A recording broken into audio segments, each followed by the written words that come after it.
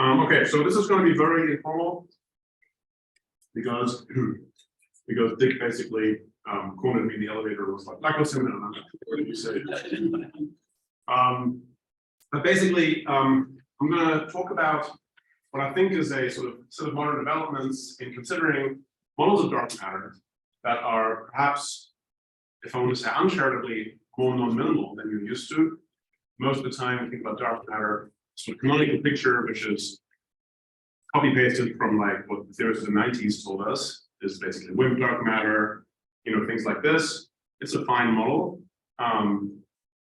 But the empirical evidence is actually incredibly non-restrictive regarding the properties of dark matter beyond very broad properties of less than so much interaction, average of the whole thing, and so on. Okay, so empirically, there's a lot of room for considering more interesting dark sectors. And where I'm really coming from as a particle theorist is that if you are starting or thinking about the Lagrangian of the universe, what are the fields and forces that could make up our fundamental laws, it is incredibly minimal and simple to write down a couple of fields and oops, they're stable, they're dark matter. You can do this in any one of 20 different ways. And having more than one dark particle with dark forces, it just emerges very naturally, even if you just imagine writing down some random possibilities. Beyond mere plausibility, there are very concrete theoretical arguments why you would want dark matter to be more than just a simple WIMP, okay? So I want to introduce two things, well, this is the motivation part. I want to introduce what is going to be my sort of benchmark model for this whole discussion, which is called atomic dark matter. And I want to talk about a sort of theoretical benchmark, which is the twin Higgs. Don't worry, so this won't be the whole talk, this will just be a few minutes to give us a bit of context for why this is a sensible thing to do. So firstly, it's really helpful to have in mind, what do I mean when I talk about dark complexity? Dark complexity is essentially dark matter being made up of more than one current particle with dark forces. That can mean a lot of things, but I'm going to focus on sort of a very broad corner of that theory space, and that broad corner is dark matter that has interesting astrophysical dynamics, okay? And what's the most interesting astrophysical dynamic? I would argue it's dissipation, right? Dissipation is what separates baryons from quote-unquote cold dark matter, yeah?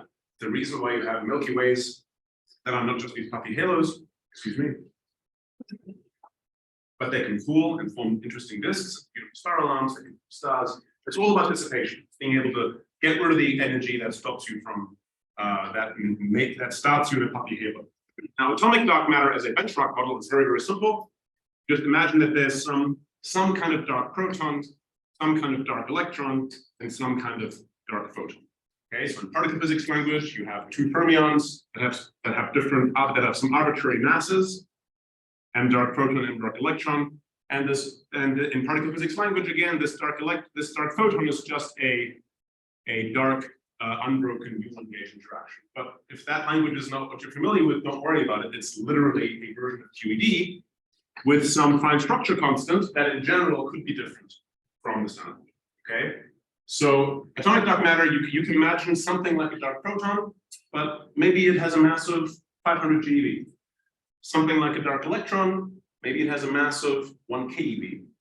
And then there's some alpha, maybe it's 0.1, and that thing will form atoms. That thing will have Thomson scattering. That thing will have dissipation. It'll have many of the sort of familiar dynamics of hydrogen, yeah, but with all the numbers jiggled around. And of course, you can access weird regimes where things get a bit interesting qualitatively, but it's fundamentally like hydrogen.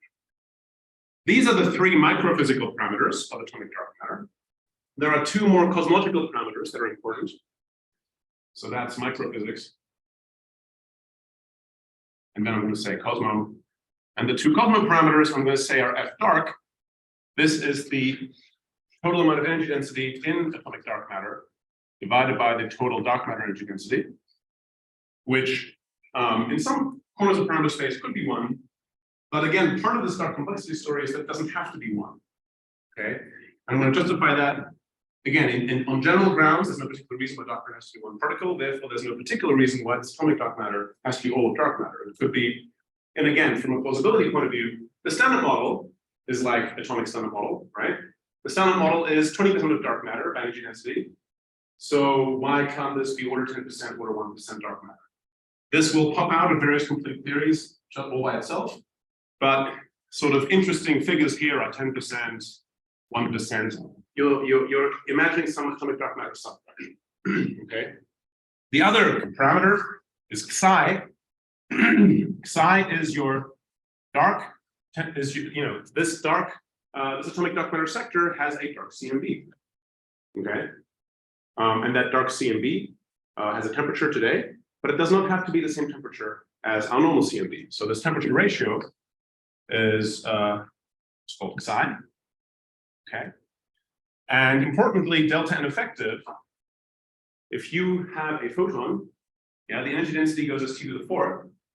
So if you have something like atomic dark matter, yeah, and it doesn't really matter how much of it there is, even if you have 0.01%, you're going to have a bath of photons, and that bath of photons will be a massless degree of freedom during the time of the CMB and will contribute to delta N effective.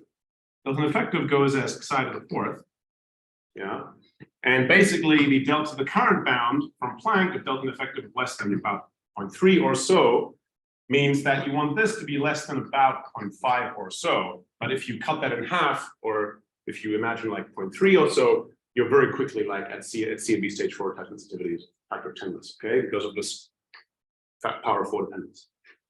The point is, this is the basic setup of the story, and this will be what we'll come back to throughout this talk. That you could imagine having these microphysical parameters, there's some cosmology / particle physics that generates, I should say this is an asymmetric dark matter candidate. The WIMP in the canonical story is its own antiparticle. You have the whole freeze-out story, yada yada. This is an asymmetric dark matter candidate, just like our baryons are asymmetric relics. Yeah. So there's some baryogenesis mechanism that generates some dark baryogenesis mechanism that generates some fraction of this.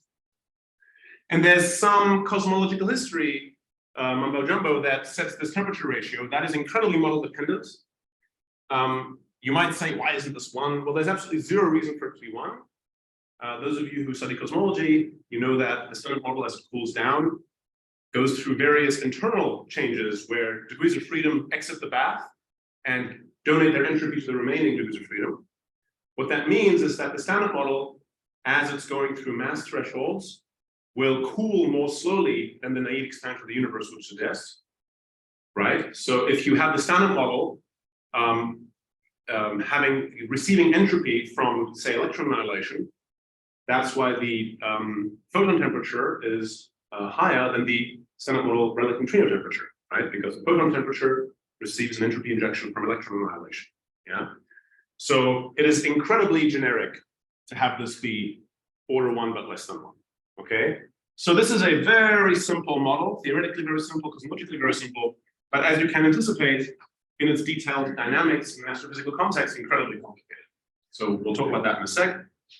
Right now, I'm assuming no couplings to the standard model other than gravity. Okay, there is a little wrinkle which I'll come back to, and again, this is coming from our high energy theory guidance. Within the sort of field theoretical description of quantum electrodynamics, it's once you have a second kind of photon, there is no symmetry reason to forbid what is sort of a mixing term between the photon and the dark photon. Okay, so we call this a kinetic mixing. The theoretical details aren't important. You can think of this as kind of like a neutrino mixing, although the details are very different because everything's massless. So I don't want you to take that quantitatively too far. But it's kind of like neutrino mixing in the sense that something can start out being one thing and then end up being another thing, kind of, okay? Sort of sweeping a bunch of complications under the rug. But the point is that there is no symmetry reason why this can't happen. And, you know, in quantum mechanics or quantum field theory, anything that can happen does happen. Anything that doesn't have a symmetry forbidding it will end up getting generated in your theory. And this coupling is, for the most part, astrophysically irrelevant, except for some very interesting edge cases. Not edge cases, but some very interesting cases. So I want you to keep in mind that this epsilon could be there. It's generic. I want it to be, let's see, I want it to be less then about 10 to the minus 9, because if this thing is bigger than 10 to the minus 9, then I equilibrate the atomic dark matter sector with the standard model during CMB times. They are in thermal contact. And then this psi will be 1, and then it will be excluded. But again, this is expected to be small for various underlying reasons. So this is okay. What is really interesting is that if you think about the different kinds of theories beyond these simple like Lego ingredients, like the complete theory will have more under the hood. If you think about all the things that are likely to be under the hood, or could be under the hood, you actually can form arguments that gravitational interactions of these heavy particles can generate an effective coupling that is of order 10 to the minus 13. So these are unbelievably tiny numbers, right? Like you're used to thinking about the fine structure constant that's 10 to the minus 2, and that's a meaty coupling, like 11 orders of magnitude smaller. You square that again, right, to get your actual probability. So that's 10 to the minus 20 suppressions. It does nothing in almost every context, but not in every context. Okay, but I want you to keep in mind that generically this could be there, but in most cases we can ignore it. Okay, so this is the sort of playground model that I'm going to use for the rest of this. Any questions on any part of that?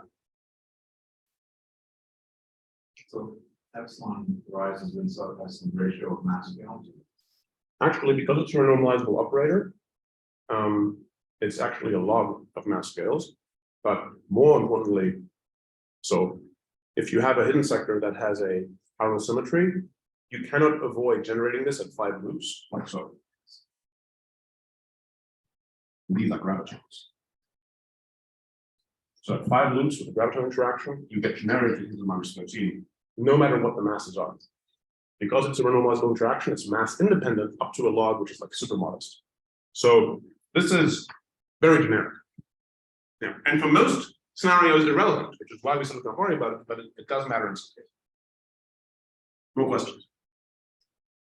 Okay. So this is the sort of playground model, okay?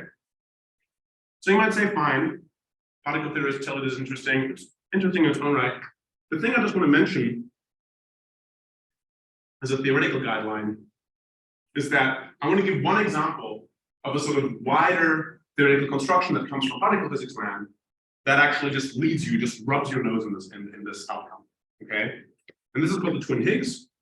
Now, in particle physics, we have one of these theoretical holy grails called the hierarchy problem. Hierarchy problem.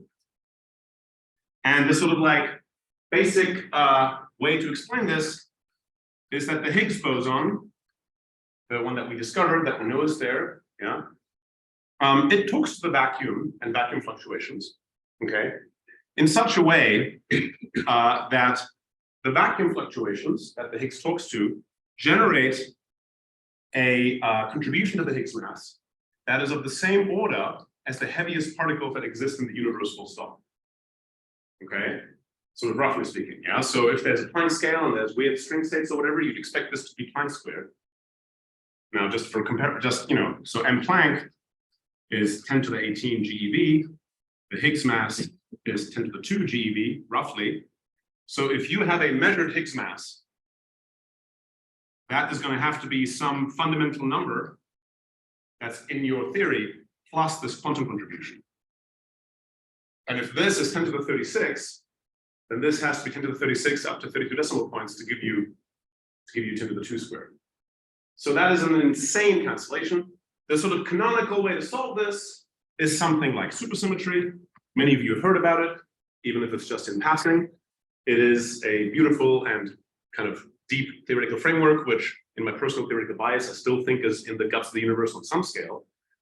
The thing that I think is the big sea change in how we think about particle physics in the last 10, 15 years is that supersymmetry predicts that, so how does supersymmetry fix this? Is it introduces, for every single particle that can run in the loop, it introduces a sort of partner particle that, for every plus contribution here, you have a minus contribution here, and they cancel, and then this number ends up being, and this number ends up just being much, much smaller.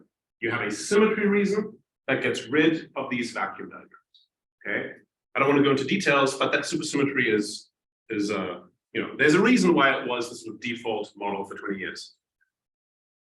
And crucially, this symmetry predicts that for things like the top quark, which are things that are charged under the nuclear force, there would be something like a supersymmetric top. So there's a partner particle. That partner particle has the same charges as the original particle, and therefore it is charged under the strong force. And if it's charged under the strong force, in order to make this cancellation, the mass has to be less than the TeV, or less than 1,000 proton masses. So the LHC should be making it like gangbusters. And that's one of the reasons we built the thing. And we have found nothing. And depending on the age and outlook of particle theorists, this is either cause for great depression and soul searching. Those of us who were looking for jobs around this time had to find something else to do, or a different perspective. And one of the things that was a very important theoretical contribution was that something like a symmetry solution to the hierarchy problem, which is a very deep theoretical reason to think about new physics, like you're not inventing this, right? It's very hard to get around this, yeah? Anything to do with the symmetry will copy normal particles over and they had some mass, and then those new particles inherit all the properties, the charges, whatever, of the thing that you copied. So that means the LHC will make it, because it talks to the strong nuclear force. The LHC is a strong nuclear force collider. It smashes protons. Yeah. So the twin Higgs was first written down by Charcot and friends in 2006. And at the time, it was a complete theoretical curiosity, because it is a solution to the hierarchy problem where the symmetry that cancels this loop this loop, it predicts the existence of new particles, but the way the technical details of how the symmetry is implemented means that rather than having this being charged under the same forces, yeah, these partner particles copy over their own versions of these forces. So just to be clear, so Susie, you have something like in Susie and then twin Higgs, you have something like the top quark, you have a stop, a supersymmetric top, which is charged under QCD. In something like the twin Higgs, you have a dark top, okay? But the symmetry copies over not just the particle, but also the force with a dark QCD. Ditto dark electromagnetism, ditto dark weak force, ditto dark electrons, ditto dark photons. So this solves the hierarchy problem, and it does so in a way that does not predict loud LHC signatures. And it just comes down to this like weird little technical detail of how the symmetry is implemented. Like, who are we to know that this little detail is not this way or that way, right? But if you stare at these theories and you're like, I guess nature could be doing this little flip. And if it does that little flip, boom, all the LHC signatures are turned off completely. But you have a stable sector that is related to the standard model by a symmetry. So there's dark protons, dark electrons, dark gluons, dark photons, dark W bosons, dark everything. In other words, if I cut away the fat, it is a slightly more complicated version of atomic dark. But is this symmetry motivated? It's possibly to use this cancellation out and a motivation, or is there some? It's just to try and solve the hierarchy problem. So look, if you don't like the hierarchy problem, that's fine. I'm just trying to give an example of how you get from theory land to this, right? No, I mean, I'm just So you literally want to solve the hierarchy problem, and Charcot is a really awesome theorist, and he's just like, oh, what could be different, right? And you discover this little switch in how the theory is constructed, and suddenly this switch changes the nature of the symmetry. And rather than having a top particle that's charged under QCD, which the LHC makes like gangbusters, you have a top particle that's charged under dark QCD, dark electromagnetism, whatever. All the partner particles. And it's this little switch that just completely changes your outlook on what you should be looking for experimentally if you want to find extensions to the standard model. Okay? So that was a bit of a lengthy introduction, but the point is, in the twin Higgs, you literally predict atomic dark matter. Yeah. Because this symmetry copies things over. There's some differences. The symmetry has some violating effects at low masses, same as Susie, so there's technical details. But the point is the twin Higgs predicts atomic dark matter with sort of roughly standard model like okay? To be very specific, It wants the dark proton mass to be 1.3 to 1.6 in the most minimal versions times the standard model. And it wants the electron mass to be 3 to 7 times the standard model. And it wants alpha dark to be alpha 7. So that's a particular slice of this parameter space that the Higgs picks out. But it's easy to like jiggle this theory and then change these numbers, right? But it's an existence proof that this theory has deep theoretical motivations as motivated as supersymmetry. Yeah. I don't know what talking about this is. I'm just wondering if you go to the dark sector there, right? You have dark quarks that have different masses from the standard quarks.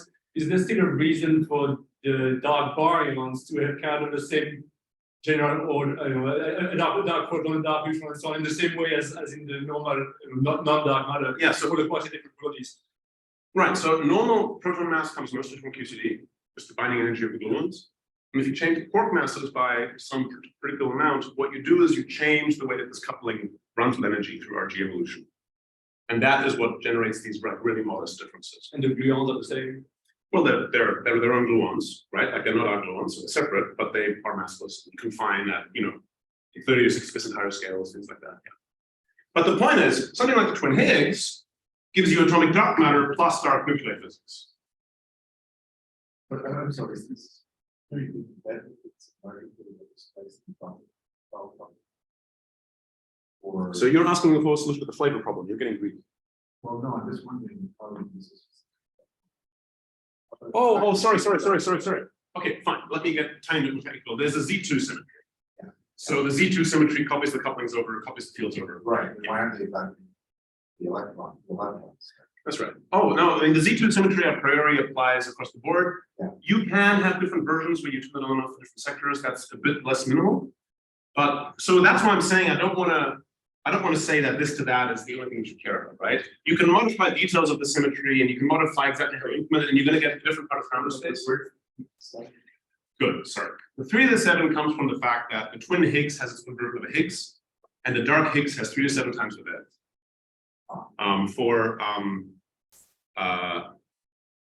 There is some IR difference between them in the IR. So the Higgs mass is so the BeV in the dark sector is literally 3 to 7 times the BeV in our sector, and that's what generates these. But again, I don't want to get too much into the weeds here. This is really just to say something like atomic dark matter will pop out of a variety of motivated theories that just predict this as being a model of dark matter. So, and you should have your ears pricked for what would happen if you would add nuclear physics to this, even if you don't do it. Okay, just kind of keep in mind that this might happen. The other reason why I really like having this twin Higgs motivation sitting in the background is that this is an unbelievably complicated sector astrophysically, right? Imagine having to figure out the history of the universe, which we're going to do in the next half hour, for just arbitrary values of these 5 numbers, right? Completely bananas. Maybe in 20 years we can have like a version of like Cloudy or something where you press play on all that. But right now it's an unbelievably huge amount of work that's like being spread across like 10, 15 papers, okay, that are sort of slowly converging on like a skeleton of how this might be done. But having like one example where you just like have certain values that are like particularly motivated, it gives you like a target to start your investigation. So that's just the context.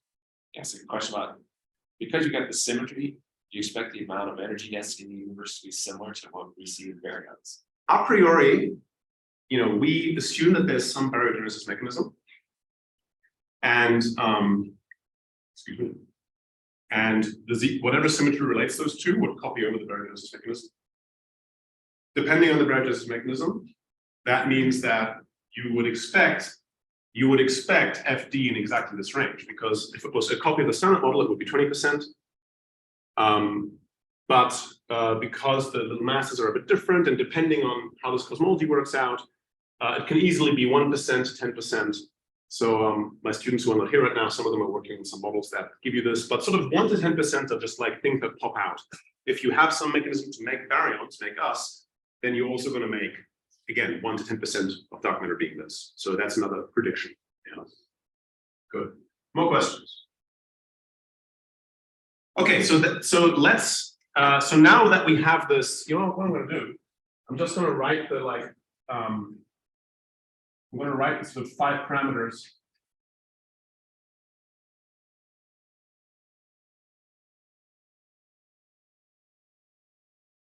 of atomic dark matter sort of up here.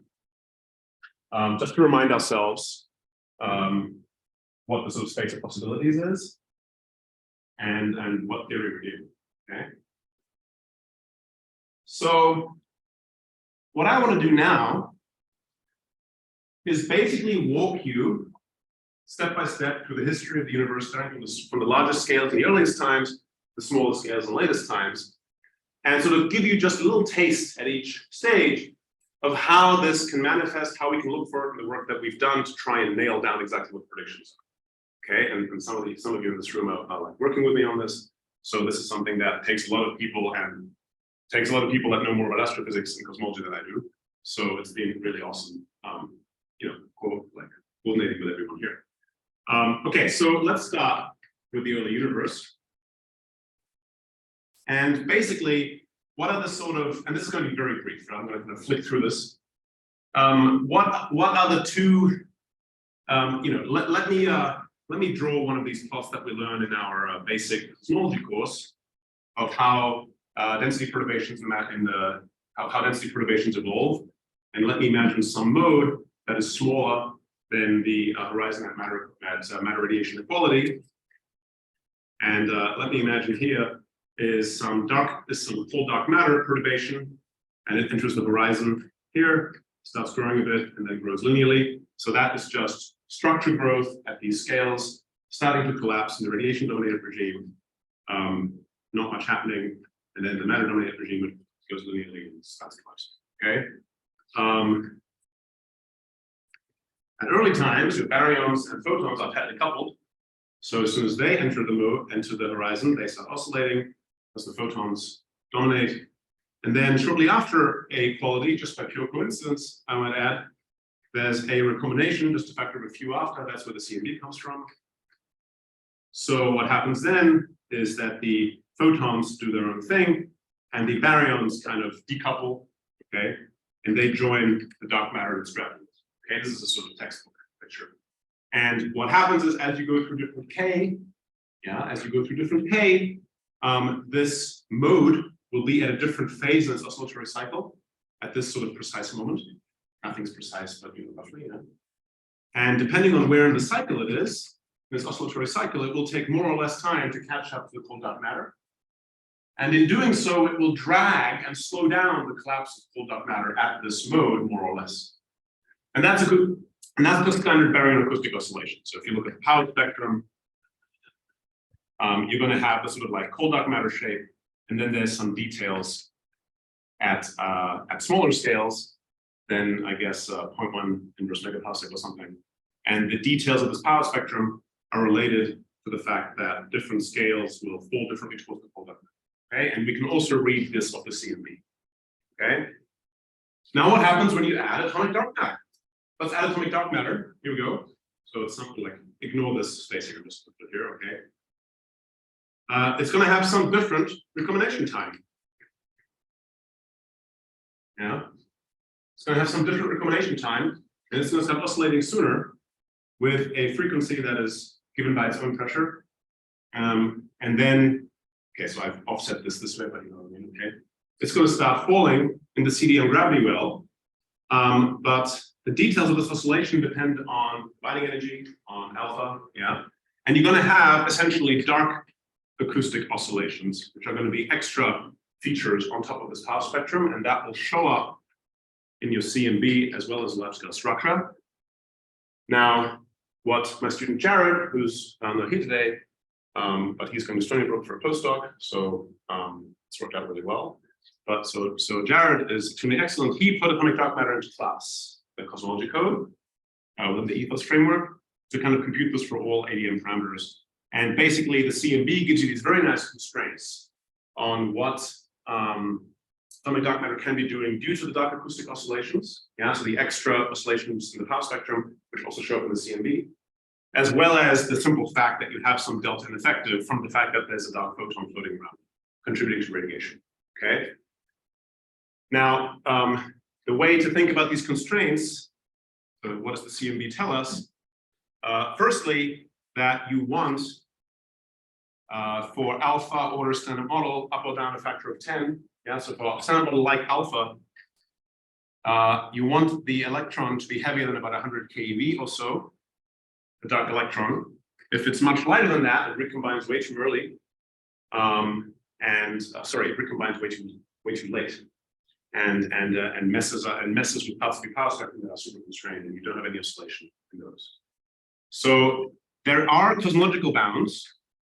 I'm so sorry. This is always allowed if the fraction is small enough, right? You can have a millionth of the dark matter be into dark matter. But if you're having this sort of like typical like 1%, 10% numbers, we're talking about your dark electron needs to be heavier than about 100 keV. Unless you massively change the fine structure. So what's the damping like? What's the damping like? What do you mean, sorry? The viscous damping.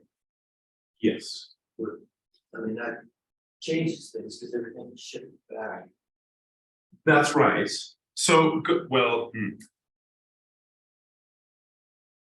To say, is there still a lot left of anything?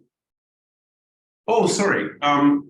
There is a lot of extra parameter space that will be discovered or excluded by something like CMB stage 4, for sure. And by the way, these constraints are conservative. I'm talking about something really simple. Oh, okay, sorry. Just playing through the transition. Mhm. There should be a viscous coupling between the dark components. That's right. That's right. Each other. And so the question is that completely mapped over in some similar way to what actually occurs in, an observable sector, or is it different from Are you talking about the scale of the acoustic oscillation?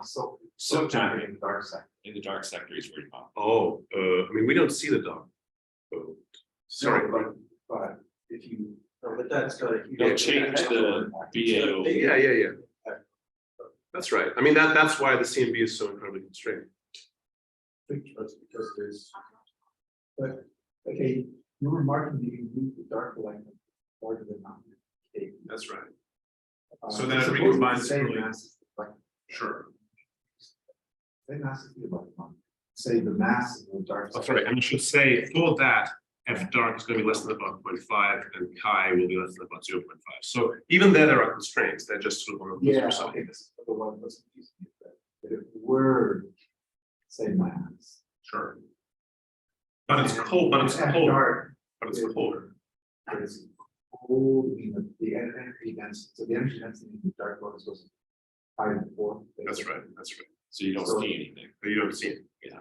So the point is Delta effective is like for this particular limit, Delta effective is 0.2 or 0.3. So it's still good, but it would be So visible. basically, wait, these oscillations are hidden by their occurrence or ordinary matter I think so. radiation wall. Yes. Well, hang Because on, other sorry. times, I think No, it's so half the dark, even if it's much less than the photons, it's going to be. I mean, if that dark is 0.5, it's or it's 0.3 gonna or be big. something. it's going But to some be a big potential. If it's the K, you've got to shift from K VAO to K dark VAO. That's right. And what is the magnitude of that K shift? Because it could end up being very hard to pick out. Right. So if I keep the okay. So if I keep alpha the same, and make the electron lighter, I reduce the binding energy, right? So then it would recombine later than the CMB, right? So the oscillations would start later, whereas if the electron is too light. Oh, wait a No, minute, hang so I guess I misunderstood your oscillating diagram there. Okay. So you have things kicking in early, but you're saying that the dark photon, dark whatever, is actually that interaction is decoupling is delayed. I mean, that's a very different regime. That's interesting. Yes, I guess I drew this diagram. Well, let's see. Sorry. Okay, so I may have drawn this in the wrong way. So if I take the dark sector to be colder, then generically speaking, it will pass our binding energy threshold before us. And if I furthermore make the binding energy smaller, Only for the same electron. well, let me keep all that the same. Making the binding energy smaller by saying the electron, so let the electron be standard model like, that is quote unquote still relatively okay. In that case, recombination is a little bit earlier than the standard model, given by the temperature ratio. If I make the electron too light, then the recombination is too late. So this is okay. Recombination over here would mean that would introduce sort of unphysical. Well, I guess it's supposed to tie to that. And the electron mass is half the ordinary, which is consistent with quality. Then the combination occurs at the same time, because the binding energy is 1 with alpha squared n. Yeah, you can make the recombination occur at the same time. But the oscillations. Oh, wait a minute. The oscillations would be earlier because the lower 5. That's So maybe we can talk about that afterwards. Sorry. Yeah, that's fine. That's fine. Maybe we can talk about that afterwards. I will admit that I'm not as quick on the feet with this as some of you guys are. I've learned this by teaching GR 20 years ago. Okay. But the point is that the Dirac acoustic oscillations plus delta effective give you CMB signatures. Okay. And those can give us some interesting constraints in the parameter space. But really, the way that we should think about this at this point is great. These are my constraints from cosmology. I know how to calculate things relatively easily. Let's step forward in time and see what happens next. Okay. So what happens? So let me think about later times.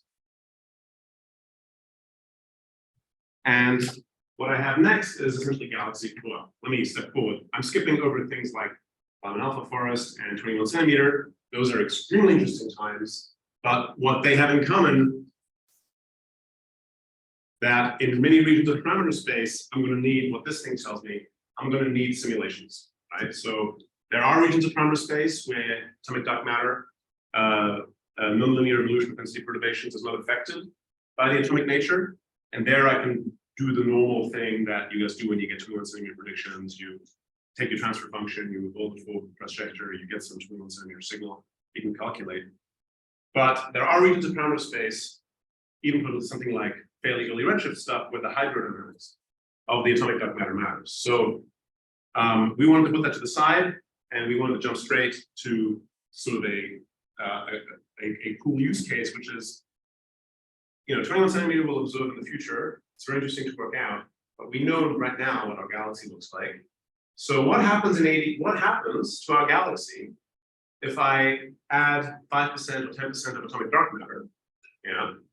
And so this is more of an advertisement for work that Norm and I and people and Miranda Wilson from Princeton and Phil Hawkins from UCLA. Oh wait, Caltech, sorry. Keep mixing it up. And but importantly, some really excellent grad students, Sandeep Roy and Jacob Shen, have been doing to essentially add ADM as a module to the Gizmo code, and then really inspired for the variable physics. Okay, so what this means is we have essentially we have simulations of atomic dark matter in Milky Way analytes.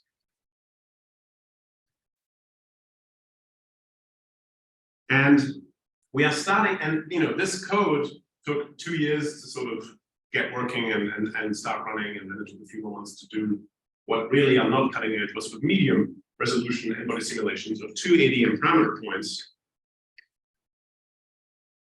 And what this means is that you had F dark of about 0.6 for both of them, sorry, 0.06, so 6% dark matter is a small amount. The alpha, the proton mass is 1.3 times the standard model. That is a little bit inspired by the twin Higgs, okay?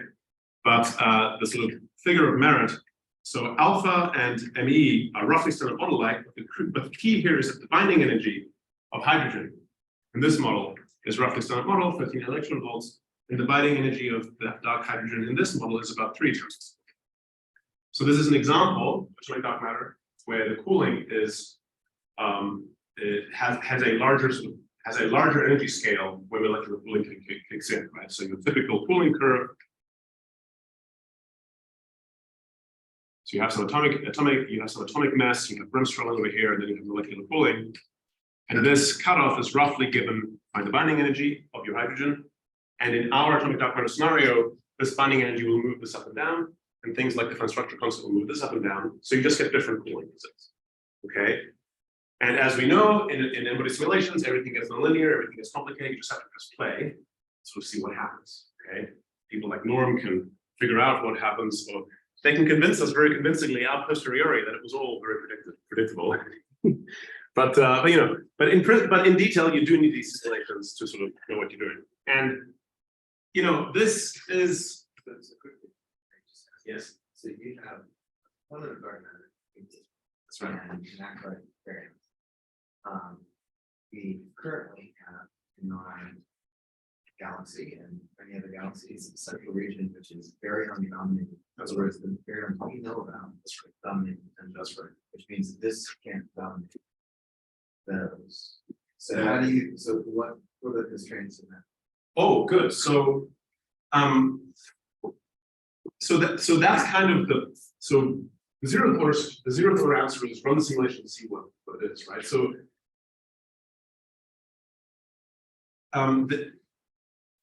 prior to this, there have never been any embodied simulations of dissipative dark matter that involve dissipative dark matter as a subcomponent, and there have never been any simulations of dissipative dark matter in the atomic dark matter scenario, which is the one from a theoretical point of view is most obvious, most favorite. I think there were some simulations of dissipative dark matter where it was kind of added as a sort of parameter to sort of a cold dark matter like scenario. There's different dark matter models self-interacting with dark matter and So- solutions like that. Nothing That's in right. the end. So yeah, so you can have dissipation as part of self-interacting dark matter, but it tends to be a fairly small effect. The thing that makes dissipation so massive with atomic dark matter is that you have a mass hierarchy between the electron and the proton, and then the electron does a lot of work by radiating away energy, and then communicates that in equilibrium with the protons, right? So that it's these two states that make dissipation like a order one effect in atomic dark matter, whereas it can be added as a perturbation to other kinds of things. Okay, but here it's like the dominant physics effect.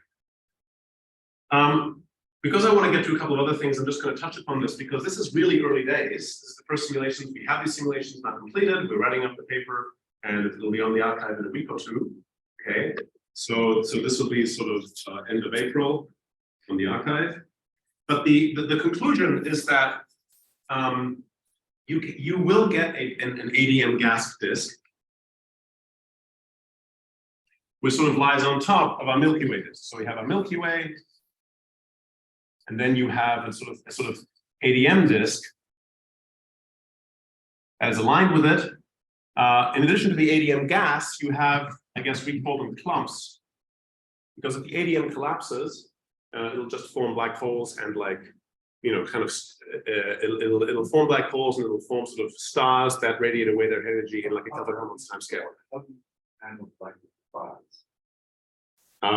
We are by having a low enough resolution that we don't resolve them. So we have atomic cooling, and we care about sort of our resolution is such that dark molecular cooling has not been included. It's a sub-resolution effect for us. We treat stuff that collapses to the relative density threshold as clumps. And you say they won't lie. So there's been important work done by people at Penn, Shandera, et al. They looked at atomic dark matter and they looked at molecular cooling, and they care about it more from the bottom-up structure point of view, where they start with these clouds. And basically there's some fraction that collapses and becomes black holes. So these are atomic dark matter sourced black holes. Why are they forming black holes? Because standard dark matter. Like standard variance. So these don't have feedback. So that's the really, really big difference.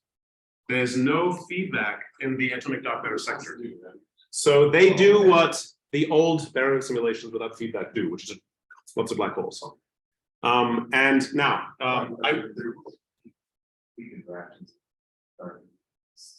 so good. Let me comment on that. This is one of those, from a theoretical physics point of view, like we like effective field theories, we like decoupling of UV and IR. There's some, W boson exchange up here, and I can write it as a full Fermi interaction, the BDK over here, and I know what I'm doing, okay? This is the ultimate in UV IR mixing. The details of the nuclear physics of my dark sector, dark nuclear physics, will influence the detailed characteristic of the dark star-like objects that will form, and if and how violently they go supernova, and therefore it will dictate if and how much feedback there is, which will, at the order 1 level, completely dominate my galaxy structure. So it's from you know, this is standard. This is just Tuesday for you guys, but for theoretical physicists, it's endlessly frustrating that I need to know the details of my nuclear physics to calculate the properties of stars, to calculate the properties of supernova, and then to put them into the simulation to figure out what this does if I had feedback. It's the observation signature that limits your. So right now, in this paper, we're being very conservative, where we're just saying, phew, we finally have a simulation, here's some pretty pictures, Yes. and so on. My student Caleb is doing a follow-up project, and basically the story is that we have a lot of very, very highly compact subhalos that live in the disk, that also live in the There's halo, a lot of extra. a lot of extra subhalos. It's a small perturbation. You know, even those 5% dark matter, you have a lot of extra halos, you have a lot of extra density in the central region, like you were saying, Chris. So in this paper, we don't try and oh, and by the way, ADM2 eats them. As in this gives you a Milky Way that looks by eye like a Milky Way. So you're like, okay, I'm gonna have to do some work to exclude this. This makes the Milky Way disk be from 10 kiloparsec to 2 kiloparsec, because the early condensation of atomic dark matter in the central region will massively disrupt formation of the Milky Way disk. Can you sketch the NMMs or the subhalos? DND. It's basically the same. And then there's a bit of a perturbation, at least in the ADM2 one, where you get extra. Well, we'll see the things. Yeah. I mean, so okay, Dick, at the scales where both CDM and ADM plus CDM simulations have sufficient resolution, the mass halo distribution by itself looks the same. But if you resolve it into half-light radius and visible baryon mass, there's a large separation between the halos within the ADM simulation that are also ADM enriched. And my question is more whether lensing is some what's lost. So the answer is that for the ADM1, that kind of looks like the Milky Way, escapes all of this. yeah, so ADM1 is probably excluded, but for like a reason where it's enough, you know, we write a paper on it and try and figure out what the relative observables are. The point of the simulation is that now you can ask very detailed questions about what are some good observables that you in general use to exclude like dark matter or look for its signs in galactic observables. ADM2 is excluded because it destroys the Milky Way and it makes it 2 kiloparsec small. So it's excluded because of the way.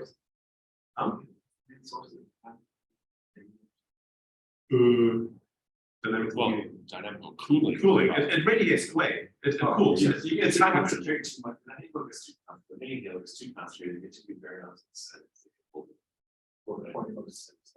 Yeah. So the point is, this is the sort of first step, and essentially from here on, there's a whole slew of interesting things where we're going to start. Oh, yeah, there's no feedback. What can you do here? You said, yeah. That no feedback assumption, that is something that you assume in the simulation. There could be some with different dark nuclear physics. Exactly. No, of course. So I am explicitly simulating the minimal atomic dark matter model, which has no dark nuclear physics. In some version of the future, so again, that's why the twin Higgs is a helpful guide ray. The twin Higgs is like close, but not quite the standard model. So if I'm being courageous and I have enough smart people working with us, maybe I can have a widely bracketed estimate for how the feedback would change. There will be a bit of feedback without it.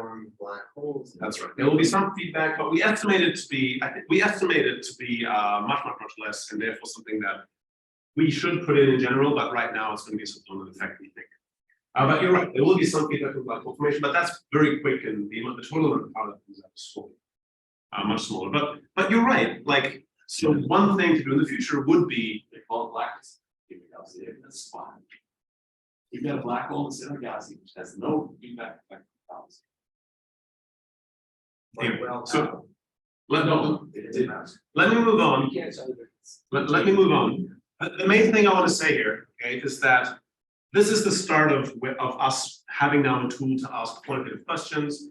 Granted, each question is expensive, so you have to be very economical. You have to, a big part of it is going to be tuning some of the. You don't have to explain this to people here. They all know that things are expensive. Okay, no, but well, not this expensive because like now you have a dark matter, like the dark matter mass doesn't even normally matter to you guys. It's just a CDM thing. Here you have, Well, you just have more parameters. you but have the five runs- parameters. The runs are still just as. So the runs are the same, but the point is you now have a situation where you're trying to do in-body simulation and do a beyond standard quantum physics search, which is a five-dimensional parameter space, which is absurd to try and directly cover. So there's a, you guys are used to these semi-analytical models, conjecture or whatever, these various ways of having a few in-body simulations and then understanding beyond the statistics of your 10 simulations what the galaxy would do. Some version of that is going to have to be calibrated to this parameter space to try and figure out across different fundamental constants of these like dark matter, how do observables change?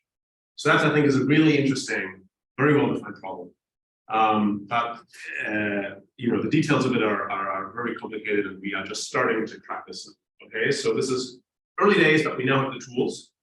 Let me jump ahead in the last 3 minutes, I guess, to something that I spoke about a few years ago, which is mirror stars, but I think it warrants an update because it's very fun and very new, and we have these Izzy and Birkin, who have been doing all the heavy lifting on this sitting right here. So I really want to get into it. Okay. So galaxy stuff is complicated, but generically, you're going to get mirror star conversion. Okay. Wherever I get cooling atomic dark matter gas, I'm going to have collapse.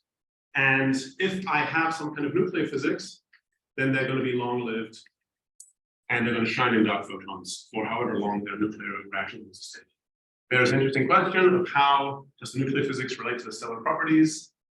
We'll get there, but generically, I can imagine that there's some mirror star, some mass, of some core temperature, of some lifetime, and it shines in dark photons. Could I possibly ever see it?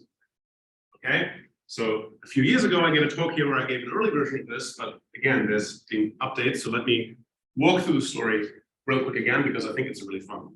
Okay. So I talked before about how an important consideration is the possibility that this dark photon, it would kind of have to have a small mixing with a standard model kind of quantum mechanical symmetry outputs, okay? And this is really small, 10 to the minus 9 to 10 to the minus 13. And then of course, any interaction rate is epsilon squared, so that's really, really small. What's smaller than, so if you have a suppression of 10 to the minus 26, you better hope you have Avogadro's number in your corner. And I do. I have a lot of Avogadro's numbers in your corner. So what happens is sort of normal hydrogen, proton, whatever, of the interstellar medium will fly through this mirror star, and it's going to cross so many dark atoms that even for epsilon to the minus 13, there's a sizable chance it'll have one interaction. And depending on, there's some chance it'll get gravitationally captured and then eventually just sink to the center. And then this happens for some amount of time. And it's kind of very easy to have scenarios where you have like reasonable star masses, sizes. You can get, sort of asteroid-sized amounts of distillate gas being captured, or more or less, but asteroid size is like very pops out of some normal numbers, okay? So you can have an asteroid-sized amount of stuff being captured here. And what happens, okay? This stuff is sitting in the core of a star, but it's a dark star that only radiates dark photons. So a priori, nothing much is happening, except that it's sitting there long enough that eventually it'll have a dark proton or whatever passing some of its thermal energy, 10 million Kelvin or whatever, to this captured gas. And this happens and happens, happens. And it keeps happening until this stuff gets hot enough to radiate efficiently. Cooling, generally, the cartoon version is, cooling generically will be much more efficient than heating because the heating is suppressed by 26 orders of magnitude. But the cooling is cooling. So this will never equilibrate with the dark star, okay? And you would expect, just based on atomic physics, that this thing would heat up until cooling channels become effective, which is order 10,000 Kelvin, also known as the surface of stars. So this is kind of cool. You'd have some captured amount of gas, and this tiny amount of gas will get heated to 10,000 Kelvin, and that is the signature you could look for. Okay? Okay, we played around with this for a few years. You can even look for this in Gaia. You can define the regions of the Hertzsprung-Russell diagram where this might live. It's kind of like white dwarfs, but bluer and fainter. Okay. Depends on the size, but it's like it can be 1,000 for a white dwarf. It can be 100, it can be a 10th. It depends on all these parameters. It's a very wide possible space, but the frequency spectrum seems naively narrowly defined. The point is that within 100 parsec, if there's a few, you might be able to see it. So it's worth digging. Okay. This is an astrophysically weird enough object. Like it looks kind of like a white dwarf, but much fainter. And if you have parallax, you get the absolute magnitudes, then you know it's not a white dwarf. So you're like, yeah, that's a smoking gun or whatever. This is not even half as cool as it actually is. What actually happens, and this to me is delightful, like you guys are probably just gonna be like, yeah, obviously, but to me, just bear with me, okay? So looking at the radial profile, what happens is within some radius, this will be dense, yeah? So this gas falls into the well, hydrogen equilibrium, blah, blah, blah, blah. So Broken and Izzy, hacked together a cloudy calculation to get the properties of this, okay? So you have a sort of pressure supported nugget, and it's dense enough that the cooling, so rate cool, goes as the number density squared. It's dense enough that the cooling is sufficient enough that this doesn't need to happen. That it's sort of like go 10 to the 4 Kelvin. So if I draw my cooling curve, this is the sample cooling curve now. No more atomic doublet. It's all Stern Hollow stuff, right? Right? And you sort of like cooling around up here.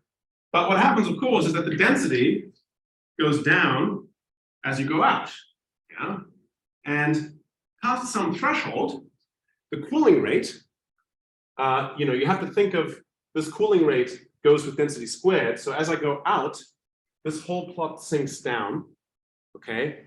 But the cooling rate, but the heating rate per atom is constant because the atom's just like hanging out and every now and then it gets a push from the dark atom at 10 million Kelvin or whatever. So the heating rate per atom is constant, but the cooling rate per atom goes as the density. So as I go out, the nugget, this sinks down. If this is my heating rate, yeah, then the temperature is given where heating rate equals cooling rate, yeah. Eventually, this will sink down, down, down until, oh shit. Yeah, now, this is a stupid number. This is 100 million Kelvin. What actually happens at this point is that past a very well-defined density threshold, you have a wispy outer layer of the nugget that is so inefficient at cooling that it equilibrates with the mirror star core. So out here, you have an X-ray corona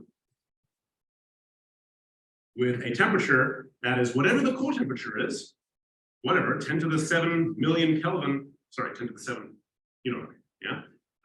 Or whatever, you don't know what the core temperature is. The core temperature is a new physics phenomenon. You don't know how the mirror stars act. And it'll have a rough radius that's given by the size of the mirror star. So in principle, aspects of the mirror star now become observable, and this could be weirdly X-ray loud. Much more X-ray loud than we originally anticipated. Yeah. Sorry? You consider conductive heat? Not yet. We are considering the optically thin regime. Yeah. Once they accrete, of course. The time scales are very, very long. Absolutely. This is early days. We're starting with very diffuse nuggets. Well, it's Fair enough. Totally fair enough. So because the couplings are themselves. yeah. No, absolutely. So this is a totally fair point. But the point is just to say, so exactly what we're not done figuring out what happens here, okay? But the main point, the interesting weird phenomenon is that when things are dense, things can stay kind of cool. When things are very diffuse, they're incredibly hot because they can't radiate well enough. So and then the properties of this diffuse region can reveal details of the mirror star itself. So this is a completely alien astrophysical object that is a direct signature of a generic dark matter compact object that comes out of just almost any dark complexity theory where you have these things that get hot and move around for a while. Even without nuclear physics, these things live for a Kelvin-Helmholtz time scale, right? Which, depending on the dark matter parameters, can be long, right? If you imagine a Kelvin-Helmholtz time scale as a function of alpha dark and ME and all that stuff, you can be in regions of parameter space where, without nuclear physics, these things are glowing embers that live for a billion years. Yeah. So this is just a really cool new way to look for dark matter. And once we sort of have a rough handle on what it actually looks like in terms of the spectrum, then we can start looking for the telescope data. So this, I think, is a really fun new direction. And then there's other things. Could you go back to the Kelvin-Helmholtz? Sure. So you're saying there are instances where your dark nuclear is such that it's not stopping after the instability occurs, so. Well, like, no dark nuclear. So the system then becomes a black hole. That's just like a star. It's a star before you light up the nuclear. Well, I know it is, except that instead of lighting up the nuclear reactions, it's stopping it from becoming a black hole. He's immediately. saying It you would don't become a black hole a lot more immediately. Well, after we come along. After what? after the couple. Exactly, but. He's saying that could be a gimme. But if you move the parameters of the hydrogen of the atomic dark matter around, again, it's a wide parameter space. In principle, you could have very long-lived, just thermal sort of Protostars. Protostars, yeah. Proto dark star.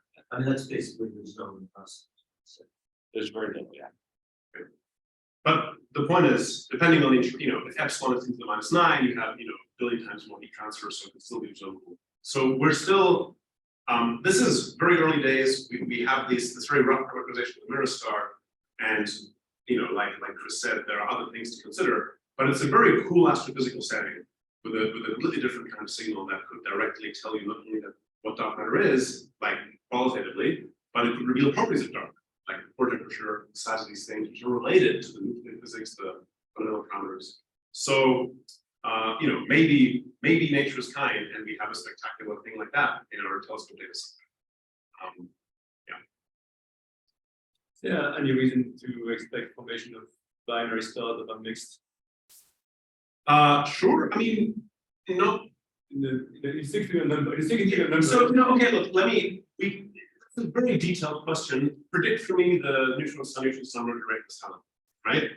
Like very, very difficult task. Okay, but in principle, if the atomic dark matter in our galaxy would clump, it would form some version of atomic dark matter. There would be the clusters that are like concentrations of atomic dark matter stars.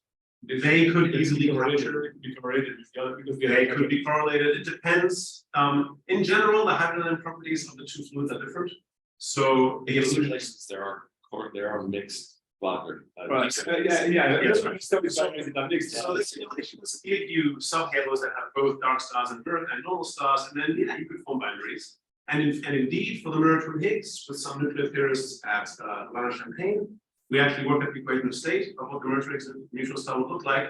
And somewhat reassuringly, both the radius and the mass go as the dark proton mass versus our proton mass negative squared. So the slightly heavier neutrons, dark protons, and that's neutrons in the twin Higgs, correspond to neutron stars that are like 0.5 solar masses and 5 kilometers. And they also have correspondingly differently scaled quadrupole moments and moments of inertia and love numbers and so on. So they are distinguishable from both black hole mergers and neutron star mergers, and you can even distinguish neutron star mergers from mirror and neutron. So in principle, again, right now we have very few neutron star mergers on tape, right? But in the future, we're going to have a lot. The universe is going to pop like popcorn. So if they exist at some tiny fraction, then maybe we'll hear them. And in principle, there is a future. Again, I'm trying to sell you on something that is Worry is, I actually asked this question. This is so serious, Chris. Is, well, It's a serious it's a bit fascinating, but, like you have a globular cluster. Yeah.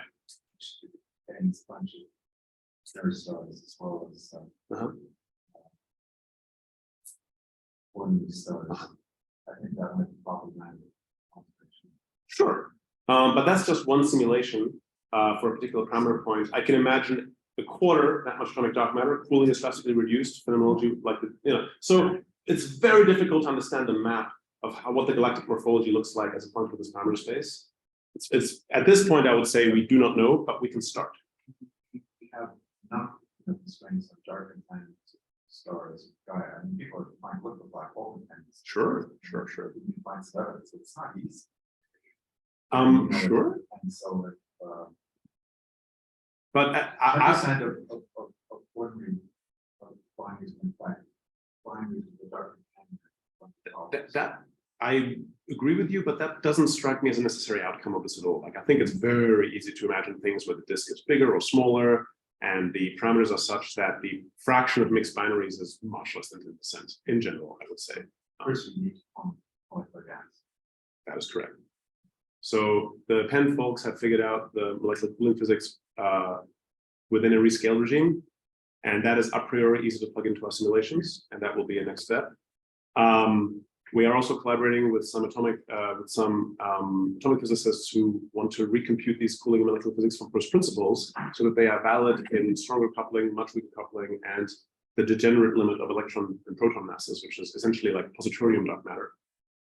So that is being developed, which again will be interesting for its own reasons. But yeah, so all of that is being assembled, right? So this is very in progress. And of course, you're right that there's a huge, once you have access to anything resembling predictions from this stuff at these galactic scales, there's so many observables that could exclude this, which is good, right? We want to chop this down.